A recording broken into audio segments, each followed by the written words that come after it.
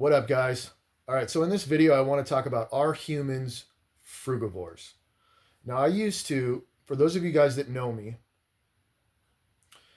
I used to believe that. I used to believe that humans were frugivores. Now, it wasn't something that I believed in the beginning because the concept was foreign to me. But as I was doing the research and as I chose to follow Robert Morse when it came to regenerative healing and detoxification, it did make sense to me in the beginning that if you adopt a fruit diet, if you just eat raw fruits, you're going to clean out the stored waste in your lymphatic system. You're going to clean your colon out. You're going to get rid of all this inflammatory waste material that develops in our piping system, if you will, which is what's storing acids in interstitial spaces in the tissues, which is what deteriorates the tissues and causes that inflammation. And then all the symptoms go along with that.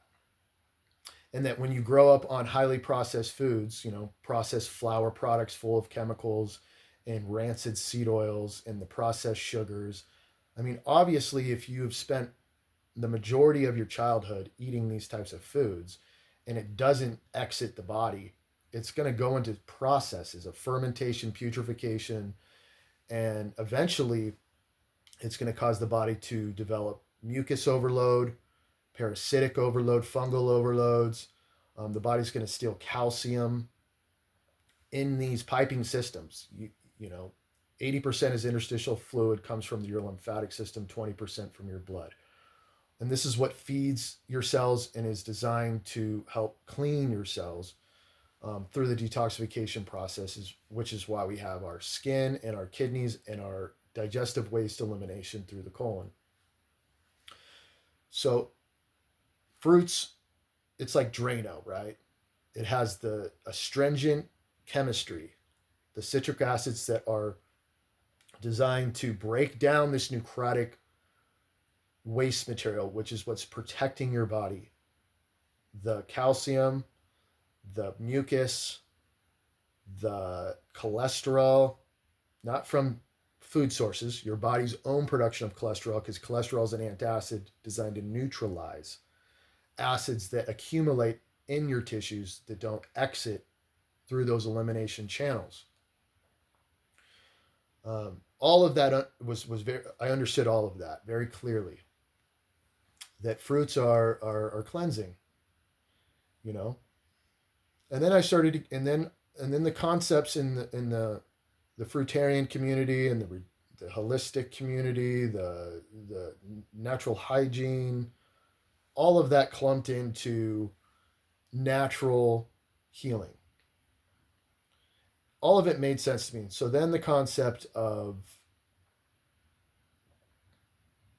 raw foods, right? No animal in nature cooks their food. Why are humans cooking their foods? I mean, it's funny to think about it now because, like, we're the most highly intelligent creatures on the planet. And, we're opportunists. Humans are opportunists. Nature has always shifted us around, geographically, to optimize our nutrition from sources that are most available to us, which is animal foods, not plant foods. I don't want to drift too far off there. So I started to get behind that. Okay, well, I'm going to stop cooking my food because no animal does that. Why are humans cooking their foods? And so that started to make sense with me. And so that kind of influenced me, if you will, and inspired me to, okay, I want to be a raw vegan. I'm not just going to do this for healing.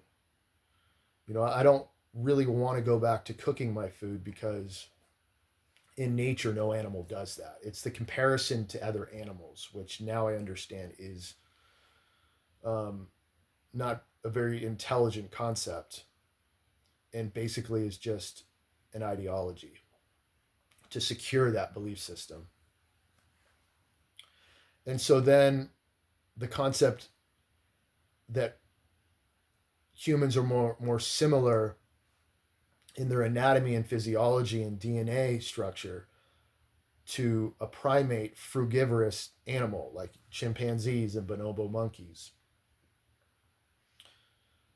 So if our physiology, our anatomy, the way that we digest, absorb, and utilize our food is almost identical, which isn't true, by the way, and I'm going to go over that in this video, to a frugivorous primate animal, then that's a great comparison to validate the claim that humans are frugivores. So now I'm thinking, okay, well, I don't want to just do this fruit diet for healing. I want to do this fruit diet because it makes sense regarding my physiology. So it's like what heals me is going to maintain me kind of idea. Which later I realized wasn't the case, not only in myself, but the majority of people that try to sustain themselves, especially dealing with chronic degenerative health conditions, on just fruit and maybe some tender leaves or whatever. Most people run into major issues with that, and that's what I want to get into. Are humans actually, I actually wrote this down because I don't want to miss anything and I want to kind of keep it in sequence to the topic and not drift off because I'm pretty good at that sometimes. So are humans, in regards to our digestive anatomy, similar to bonobos? So if you really break this down and do the research, you could dismantle that claim pretty easily. And a lot of people, before I get into this, I'm just going to say this. When I write articles on Facebook, Instagram is completely shot for me. I got no activity. I'm pretty. This happened to me a couple years ago, or it happened to me actually when I was still a vegan, when I was still a raw vegan. It just completely started slowing down very, very slowly, and and then during the whole COVID thing with the fact checking and all of that, it completely shut down. So if anybody could help me lift the shadow ban, because I know that a lot of it has to do with the shadow ban in regards to my articles getting exposure on Instagram. So I publish them on there just to have them on there. But Facebook, I could see I'm getting activity, and there are people that are more active there. And so there's this constant theme, and I remember this theme even when I was a raw vegan fruitarian educator and I was writing articles and I was interacting with people in Facebook groups and Facebook. And I'm not saying this to say that I'm better than anybody else, but whenever I was trying to dispute or challenge somebody's claim that wasn't in alignment to my belief system in regards to raw veganism and fruitarianism, I would always really be mindful to have an intelligent response to prove my claim or to debunk their claim. And what I'm seeing is when I'm writing articles these days, more in alignment to my belief shift in regards to running into trouble with my belief system of thinking that I'm a frugivore animal and thinking that humans are even designed to be plant-based, because plant-based, cooked plant-based, and all, the other options of plant-based foods other than fruit are even more problematic in regards to how our bodies digest, absorb, utilize, and eliminate food, and feed, nourish, build, and replenish cells in our body. Is that people will, I'll write something, I'll put a lot of intelligent effort into explaining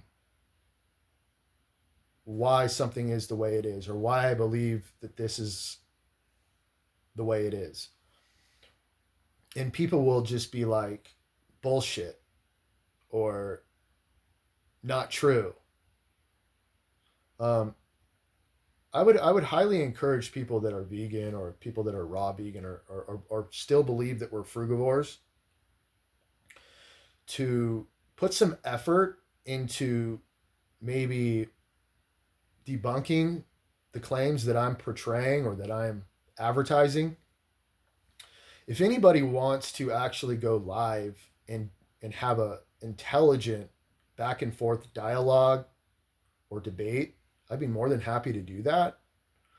But I am not interested in trolling. I'm not interested in fixed dogmatic um, belief systems where no, my way or the highway, very fixed, very, you know, this is what I believe without any explanation or without any intelligent dialogue to back it up. Like, I'm not interested in that. I'm more interested in actually like having a conversation where we could find common ground or we could disagree with respect. But that's the world of social media. For whatever reason, people believe things without even understanding why they believe things. So let's go into this and let me ask you, why do you believe that you're a frugivore? Why do you believe that you should eat like a bonobo or a chimpanzee? Because according to doing the research and just with common sense breaking these things down, it's actually really easy to dispute these claims. So for one, bonobos, their large colon is designed to ferment fiber to convert to fatty acids for calories. Now, I didn't I didn't know that actually bonobos are have these fermentation chambers similar to a herbivorous animal with multiple stomachs or multiple fermentation chambers. So the body relies on breaking down foods as it correlates to the microbiome, bacteria. And so we don't ferment fiber to convert it to fatty acids. I mean, why would we do that when we could just eat a steak? We get all those bioavailable fatty acids. Our stomach pH is designed to actually deal with that bacteria. And we don't need plant material to convert to fatty acids. For one, we would need the enzyme cellulase to break down the cellulose in the fiber in order to convert it. And we would need the bacteria, the microbiology, to convert it to fatty acids. So it's like even the herbivorous or omnivorous animals that eat these heavy plant materials, it converts to fatty acids. Why is that? Because the fatty acids are what is calorie density. So like 30 calories of leafy greens to a herbivorous or an omnivorous animal is going to convert to like 1,000 calories over time. And we'll get into that later because, chimpanzees and bonobos and frugivorous animals or herbivorous animals spend a lot of time eating a large volume of food and spend hours chewing and breaking down that food. So we don't convert it to fatty acids for calories, but bonobos do. Humans, we have a smaller large bowel, right? And we're able to ferment 5 to 10% of that fiber. I mean, the body's always trying to protect itself, for one. We don't need fiber at all, in my opinion, to thrive and to maintain optimal health. But we do have the ability, because humans are omnivorous. We have the digestive system that is designed to eat plant. We have an option. We have the option to break down certain plant foods. We do produce certain enzymes like amylase, which is designed to break down starch. And I think that's one of the main reasons why humans started eating more tubers for backup when, they weren't able to hunt and conserve and preserve that animal source for nutrition and calories. So we discovered tubers, which are starch based. So I'm not sure if we have always had that enzyme that digestive enzyme amylase naturally, or if it was due to just evolution of we developed it over time, because humans are not like any other animal that is isolated to one certain region to where that's where their food source comes, and we're not supposed to, you know, travel to other regions for food, because humans have always been traveling species. We travel to where the most optimal nutritional source of food is available. So we can ferment a little bit, but it's only 5 to 10%. Bonobos and other frugivorous animals, they convert all of that to fatty acids for calories, for energy. We don't. And this is why you have to eat such a large volume of vegetables. And most raw vegans can't even do that. They have to go to a more dense calorie source, like nuts and seeds, in order to get those calories. And yes, fruits have way more calories than leafy greens. And for one, frugivorous animals like bonobos and chimpanzees don't just eat fruit. So this whole concept that we're frugivores and we should only eat fruit, well, no frugivorous animal in nature does that. So, you know, our bowel is much smaller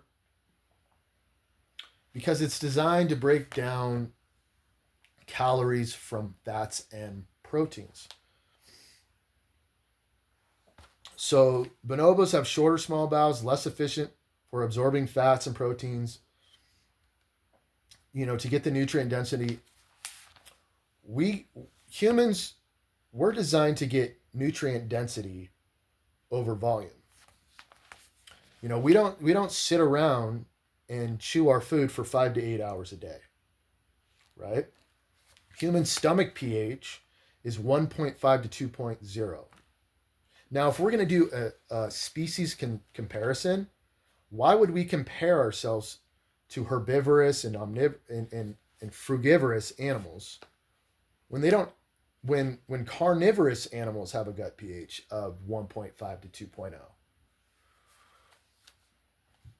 So I mean, a 1.5 pH is similar to like a lion's stomach pH, because a low pH, an acid stomach, is designed to deal with dense food that is more bacteria sourced. Um, which bonobos, they don't have the gut microbiome, and they have a more alkaline stomach pH. I'm not sure, maybe like 3.5 to 4.5, maybe not as high as a strict herbivorous animal, but it's much higher in pH than it is for a human. Our stomach pH is more similar to a carnivorous animal. So bonobos' stomach pH is way less acidic than humans. So if we're going to compare ourselves as 97% identical, you know, to a bonobo monkey, I mean, this is all just it's a misconception. It's a misconception, and whatever's been publicized hasn't scientifically hasn't been carefully thought through, because that's simple physiology right there. If the whole comparison to your stomach pH and what that is designed for, alkaline stomach pH is more designed to convert fiber to to fatty acids, to short chain fatty acids. A low stomach pH isn't designed for heavy fiber. It's designed for more denser food, proteins and fats that are, you know, designed to deal with food sources that have more bacteria. Bonobos, they have massive jaws, right? We don't. Humans, we don't have the massive jaw, and we don't rotate our jaw back and forth, right? They chew side to side. We choose, and they chew their food up to 5 to 6 hours a day. We have smaller jaws, and we have vertical chewing. So that's just a basic understanding to debunk the whole idea that humans are to eat like bonobo monkeys. For one, that don't just eat fruit. So When it comes to your brain size, which is much larger than a bonobo monkey, when it comes to your jaw and the rotation with that, and when it comes to your stomach pH, and when it comes to the size of your large and small bowel, it's completely different than a bonobo monkey. And I would even say a chimpanzee as well. We can go all day on doing the whole comparison argument with why humans are more similar to more frugivorous animals and not carnivorous animals. We don't have big fangs, we don't have claws, and all this stuff. But then we can compare. Well, our eyes aren't on the side like herbivorous animals, um, and we don't walk on all fours and all of that type of thing. But it just gets kind of ridiculous. Humans were designed to preserve their food. That's why we created fire, for one. That's why we were able to harvest salt to preserve our food, and we don't spend all day eating, right? So it's like we don't spend all day eating like more herbivorous and frugivorous animals. We don't have access as well to fresh seasonal fruit that grows all year round. So humans have always been pushed out of certain areas of their climate, and animal fats warm the body. They're more dense in calories. It's just more. It's not this whole idea that animal foods are a survival food. It just makes me laugh because most of the food that you see in the grocery store today didn't even exist 100 years ago. So even herbivorous animals and frugivorous animals weren't eating the leafy greens that you get at the store, weren't eating the cruciferous vegetables, the carrots, broccoli, celery, all these types of foods that you see have been hybridized and man-made for the marketplace, for profit. And they're highly dangerous today because of all the pesticides and all the ways they treat the produce to preserve it and to keep it fresh for the marketplace. So there's a whole problem there.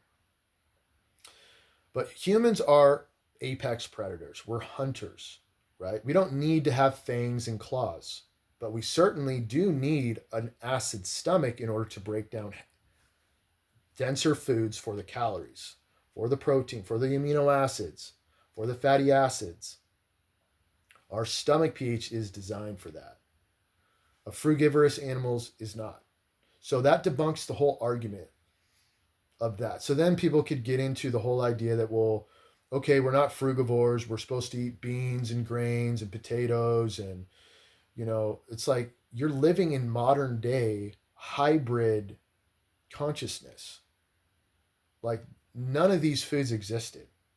Fruits were not all year round. There was natural disasters for a reason that changed the climate, that created more hostile, alkaline, colder environments that humans had to move towards.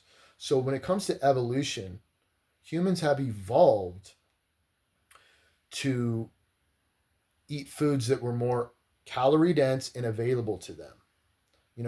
People can make the argument, well, humans were designed to eat fruit in the beginning. Well, how do you know that? If you look at the science, if you look at the evolution of climate change from thousands of years ago, to say that the whole Earth was a tropical paradise was probably not the case for hundreds or thousands of years, right? And even then, in the tropics, right, in a warm climate that would be more conducive to a variety of fruit, even the fruits in the tropics do not grow all year round. Well, it's a warm climate, right?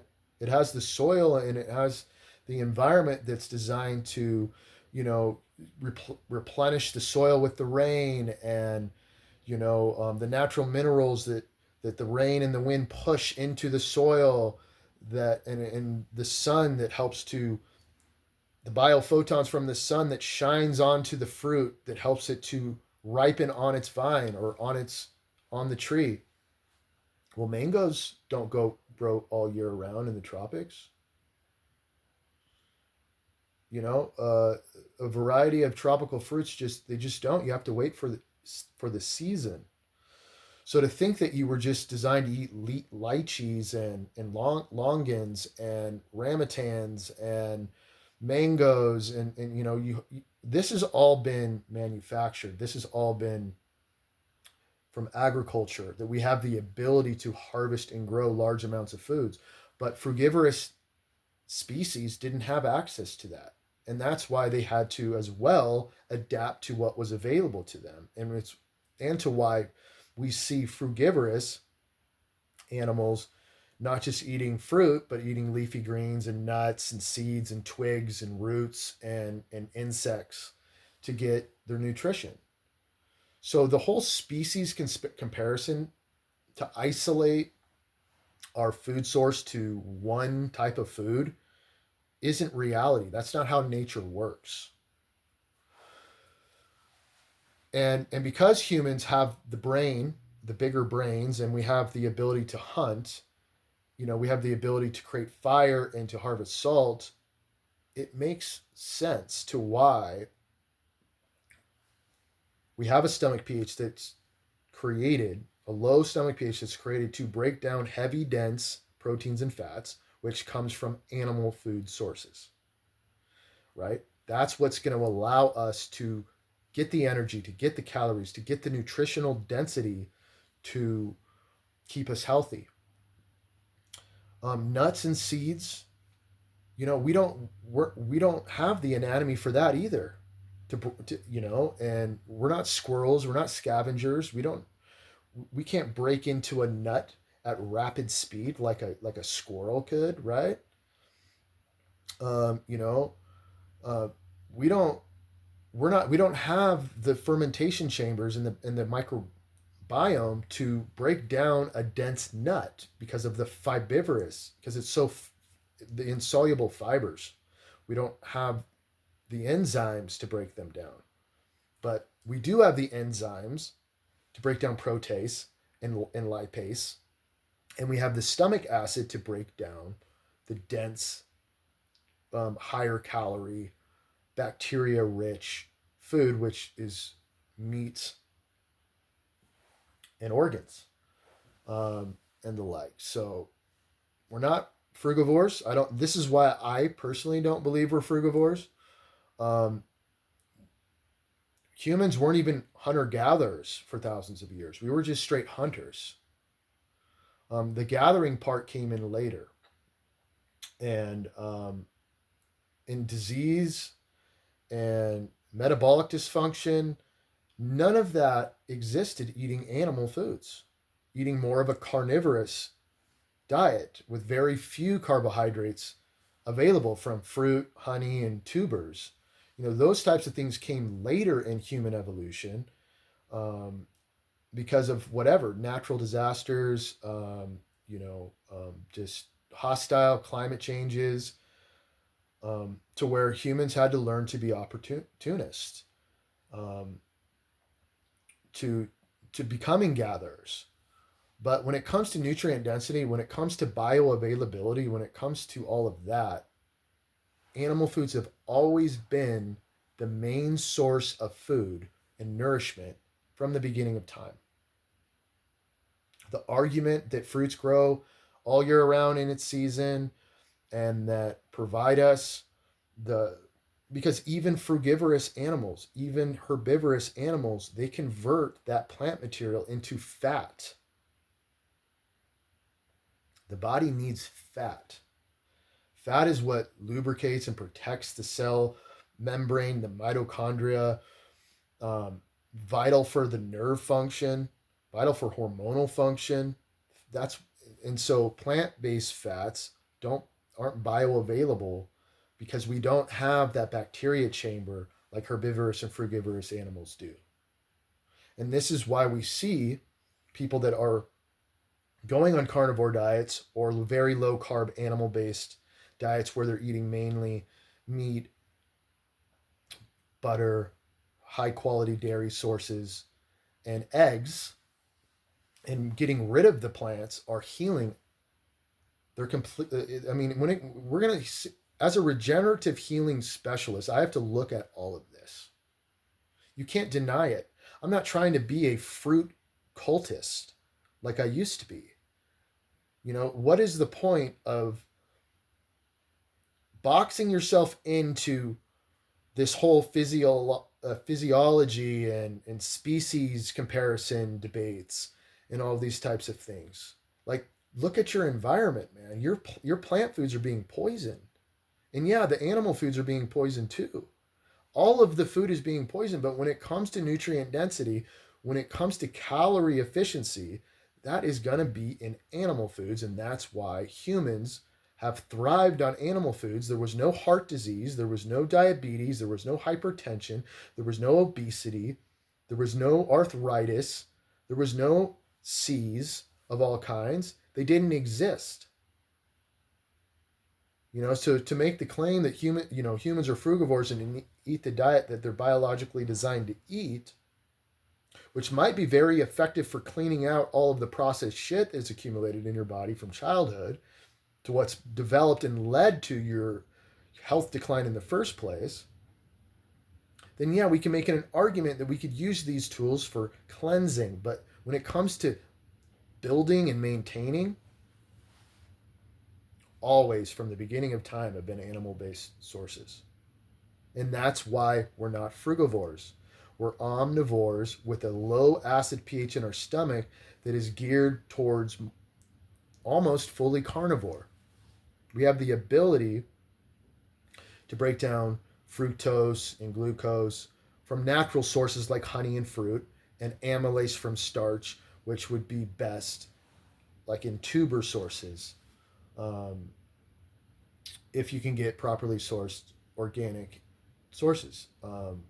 So the majority of your calories should come from animal-based sources, and when it comes to electrolytes and fuel, um, you know, to help repair glycogen breakdown and all of that, then you get it from properly sourced sources of carbohydrates, which would be from fruit, honey, and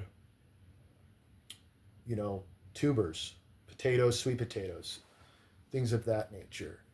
And that's an optimal diet for humans. So my mind's kind of drifting and it wants to go into all these different topics, but I think it would be best to just keep it there. That's why I believe that humans aren't frugivores. I thrive way more in the more building phase. Now, would a carnivore diet would it have worked for me instead of a fruit diet? Quite possibly. But when people are dealing with lymphatic problems, fasting and cleansing on fruit juices and stuff is a quicker way to clean out your lymphatic system in your colon. So I still get behind that as a regenerative tool. And then moving towards building after stripping from the fruits and the fasting would be a more animal-based diet, and that's going to maintain your health, and it's what's helped me maintain my health way more efficiently than it ever did as a vegan or raw vegan or a fruitarian. Hands down, no comparison whatsoever. When I limit the plants and I focus on properly sourced, high quality animal foods, whether that's 80% carnivore, 20% from, I don't like to eat fruit because our fruit is being weaponized right now, big time. Because fruit has to ripen. So all the chemicals that are being put on the fruit to make them look pretty and to help them ferment to ripeness isn't conducive to bettering your gut microbiome and your liver and your pancreas. It's not conducive to restoring, regenerating, and maintaining healthy function to these organs and glands. So, raw honey and tubers are where I put my focus to get the 20% of my calories from carbohydrates to help my pancreas to produce insulin, to drive those electrolytes to my kidneys so that my mitochondria and my cells can be fueled properly so that I don't run into problems that are from electrolyte depletion. And I had to learn that in regards to my own metabolic function, which is all goes down to your genetics. And so because, humans have drifted from eating a high fat, high protein diet before the hybridation of these fake plant foods existed. And then now we're getting more into ultra processing foods for boxes, so that we could, so that, the food industry could profit huge money off of the shelf life that these highly processed foods have. It has destroyed our metabolic function. And so you've been born into this genetically. So for those that don't thrive on a carnivore diet, add a little bit of carbohydrates into your diet. 80% of your, not volume, calories should come from animal sources, and all you would need is 20% from carbohydrates to help you with your metabolic function if you're a more quick oxidizer because of your thyroid function is compromised, and even too slow could be a compromise to your thyroid production as well if you're a slow oxidizer. I'm more of a fast oxidizer. I have more of a fast metabolism. So I've learned that if I digest and metabolize my food rapidly, which is what's going to amplify my body's interest, if you will, to detoxify itself through my skin and through my kidneys, I'm not going to retain those electrolytes through just salt on a carnivore diet. I tried that. It didn't work for me. So that's where I started to realize regarding somebody's metabolic function, if somebody can make a carnivore diet work, I'd highly recommend it, because I don't believe that we need carbohydrates. We need electrolytes, and we need to retain them. And if you have a quicker metabolism, you're going to urinate them out more quickly or sweat them out more quickly. So it's just a quick fix. And also, it's not necessary to be fully carnivore because we do have the ability to use plant food sources because we're still omnivorous. Humans have always been omnivorous from the beginning. Whether you pull up studies that this region or this period of time in history, people just ate plants or just ate fruit. Well, yeah, because you're an omnivore. You can do that. But is it optimal? Has it been utilized as a fuel and nutrition source for the majority of human history? No. So why are we going to insult and disrespect our ancestors like we know different, living in modern day agriculture where we're GMOing our food, we're putting chemicals on our food, and we're hybridizing, creating foods that never existed for thousands of years? And we know better than our ancestors that were more in tune and thriving in nature, that didn't have any chronic and degenerative disease unless they were bitten by an animal and had some kind of flesh-eating bacteria.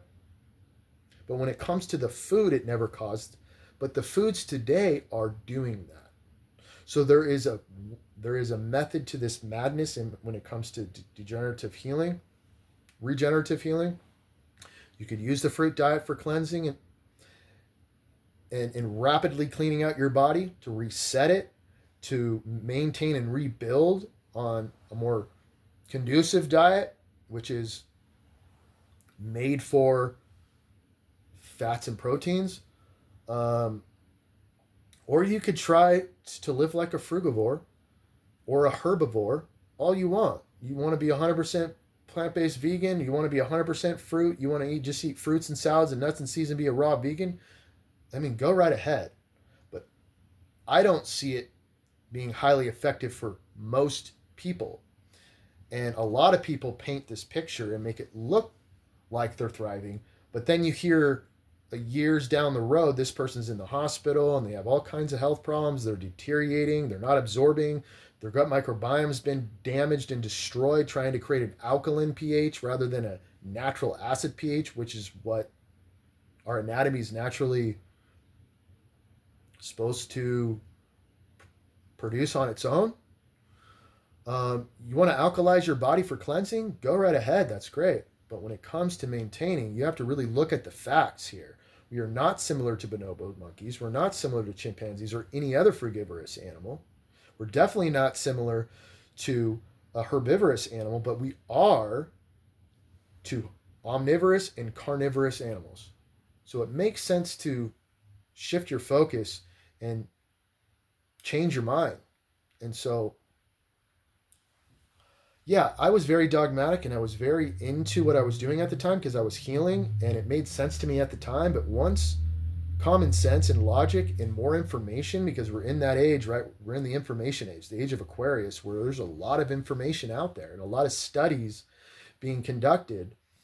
And good on RFK for changing the food pyramid. It's not perfect by any means, but to prioritize fats and proteins.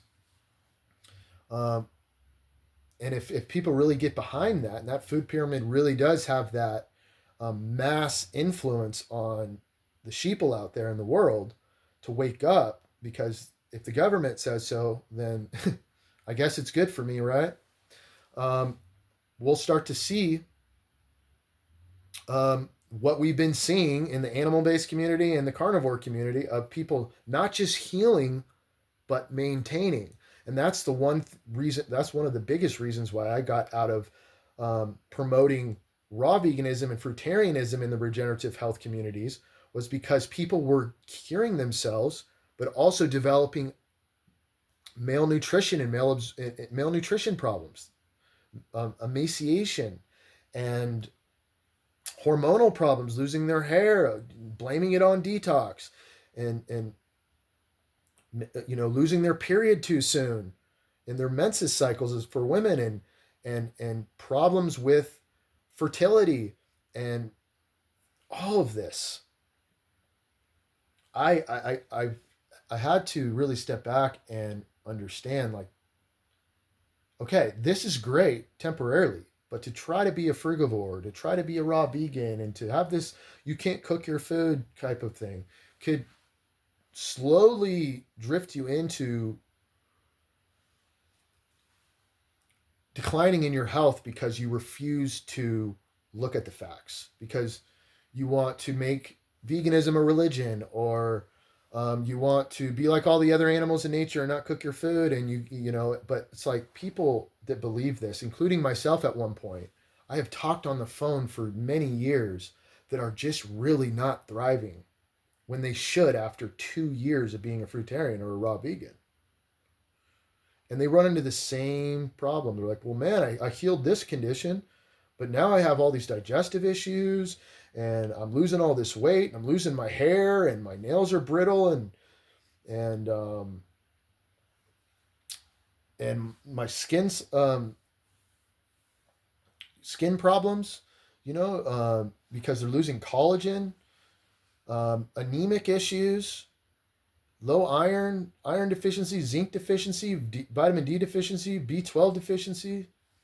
And it's like, no, just keep detoxing. Just keep detoxing. It'll all go away. The body will fix itself, right? It doesn't. And people regret it. And some people end up killing themselves going too far with this type of idea. You need to fast. I mean, intermittent fasting on a fruit diet. I mean, I'm sorry if I encouraged that at one point, because that is dangerous. You need fats to intermittent fast. The more fats you eat, the more you can intermittent fast, because it's a slow burning fuel, and it's a denser calorie. Fruits digest and leave your body very quickly. People losing their teeth, having gum related issues, having chronic candida and fungal overgrowth from just burning out their pancreas and burning out their adrenal glands from the high sugar loads, to where now they can't. It affects their mineral utilization. It affects their sugar metabolism, It affects their gonadal sex hormones because the adrenal shut down and now the liver shuts down, which helps to metabolize and deal with fructose. And then your pancreas with carbohydrates gets overburdened. And it's like, okay, so now you don't metabolize the sugar, and your pancreas stops developing enzymes and it stops producing insulin. So you become insulin resistant. And so now you have all this fermentation in your body. And so you can't, um, and so the alcohol starts to develop a fungal nest in your body. And so people start getting skin related issues. So it's like, none of this, I don't see this happening in the animal based and carnivore community. Now there's people that are running into problems with like electrolyte balance or things of that nature, but that is so easily resolved through electrolytes or just through a little honey or a little fruit or a potato or whatever. There's way more problems with maintaining a raw vegan or fruitarian diet when we look at the numbers of people improving their health and maintaining their health in the more animal based carnivore communities. And that's why I had to get behind it, because I was burning out. I was running into problems. I was tired of hearing my clients run into the same problems as me, and I'm trying to be the influencer and the educator. So I had to get behind the truth because I'm spiritual. I'm really spiritual. Now, am I perfect? By no means. But I have a conscience. I have empathy. I have a heart to want to spiritually evolve to truth, not to optimizing financial benefit off of other people's suffering. That's what medical doctors do. And I'm a healing specialist, which is a spiritual journey, my friends. So I'm going to end the video there, and I hope you guys enjoyed it. Please, in the comment section, let me know what you want me to talk about if you did enjoy the video. And also, if you want to book me for consultations, if you're not thriving on a vegan diet, if you want to know more about animal-based and carnivore, if you want to know about how to heal in regenerative healing with a more balanced approach, okay, we're going to do short-term fruit cleanses, and then we're going to rebuild the body, and then we might return to a fasting, because I'm all for fasting. I'm all for utilizing this temporarily, but you don't have to be strict, just fruit, or even all vegan to heal yourself. If you have highly lymphatic problems and really want to attack this and go after it in a more quicker base, and then to balance out. And some people that don't have these high chronic degenerative conditions that are more acute don't need to do the fruit thing at all. I would even recommend carnivore or animal based. And you could also use the carnivore diet temporarily and then move more towards adding in carbohydrates later, which is what I did after years of being vegan, developing gut and joint issues and hormonal issues and just muscle depletion and all of that. So if you want to book a phone call with me, and I also still do iridology as well to optimize the healing protocols for people. And of course,